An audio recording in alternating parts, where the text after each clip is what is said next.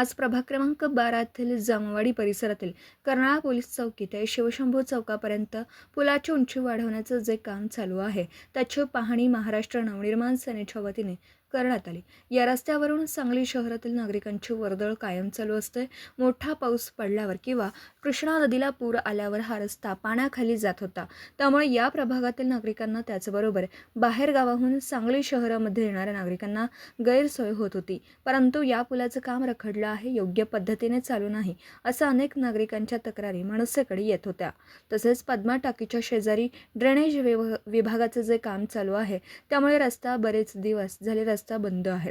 पावसाळ्याच्या तोंडावर ही कामं तातडीने योग्यरित्या पूर्ण होणं अपेक्षित असताना संथ गतीने ही कामं चालू आहेत। यासाठीच मनसे जिल्हाध्यक्ष तानाजीराव सावंत साहेबांनी या भागात भेट दिली व ड्रेनेज विभागाच्या संबंधित अधिकाऱ्यांना ही कामे तात्काळ मार्गी लावण्याच्या सूचना केल्या आहेत। यावेळी मनसे सांगली शहर उपाध्यक्ष रोहित घुबडे पाटील, प्रशांत जमगाई, अमित पाटील, सुजित पवार, प्रकाश माळी पदाधिकारी उपस्थित होते। दिवसभरातील घडामोडींचा आढावा घेण्यासाठी पाहत रहा N24 मराठी न्यूज चॅनल।